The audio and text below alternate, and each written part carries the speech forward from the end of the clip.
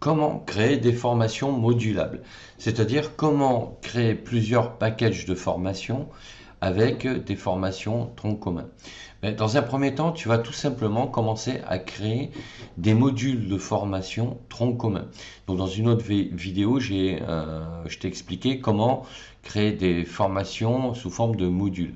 Donc un module, ça comprend un objectif pédagogique principal. Et dans ce module, tu vas avoir plusieurs cours avec chacun son objectif pédagogique spécifique. D'accord? Pour ton premier module, tu vas faire en sorte que ce module et ses cours soient des troncs communs. Et à partir de là, tu vas créer des formations spécifiques thématiques. Et tu vas pouvoir comme ça agglomérer tes cours troncs communs avec deux types de packages différents de formation. Et comme ça, tu vas optimiser ton temps de production. Mais tout ça, il va falloir d'abord que tu le poses sur une feuille blanche. Il va falloir que tu le construises et le réfléchisses. Il va falloir que tu mettes en place une stratégie de catalogue de formation.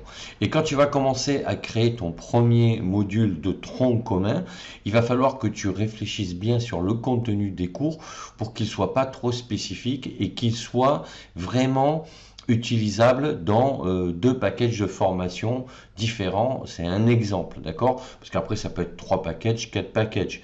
Mais si tu veux, ce qu'il faut que tu comprennes, c'est que il faut impérativement que ce premier module-là soit constitué de cours troncs communs qui seront agglomérables donc avec d'autres thématiques de cours et pour pouvoir proposer plusieurs offres de formation, mais tout en restant intéressant pour tes apprenants, que ça leur apporte toujours de la valeur et qu'ils ne soient pas obligés non plus d'acheter les deux types de packages. Ça veut dire que quand tu auras une audience, que tu auras commencé à constituer des listes sur ton autorépondeur, tu seras en capacité de déterminer que tu as par exemple deux types de population qui s'intéressent plus particulièrement à un sujet et à un autre.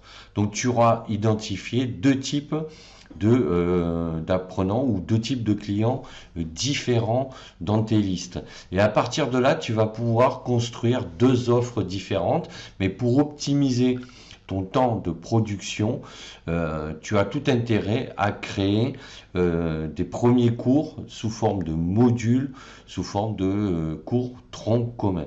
Donc voilà ce que je voulais te dire pour pouvoir concevoir un catalogue et une offre de formation de manière stratégique, parce que pour un formateur en ligne, le temps c'est vraiment précieux et le temps de production c'est ce qui vraiment va te prendre toute ton énergie. Et je te conseille aussi vivement de consacrer quasiment plusieurs jours pour réfléchir sur cette stratégie, pour savoir quels vont être tes cours troncs communs et quels vont être tes cours spécifiques. Et il va falloir que tu prennes le temps de concevoir donc ces offres avec ces cours troncs communs. Donc voilà ce que je voulais te dire sur ce sujet. Donc si tu en es déjà arrivé à ce stade, dis-moi en commentaire comment tu procèdes, est-ce que tu rencontres certaines difficultés et je me ferai un plaisir d'y répondre. Donc n'hésite pas à mettre un pouce bleu vers le haut, à t'abonner à la chaîne. Et sache que tu peux télécharger gratuitement mon livre Devenir formateur en ligne. Tu as le lien dans la description de la vidéo. Je te dis à bientôt pour d'autres sujets. Ciao, ciao.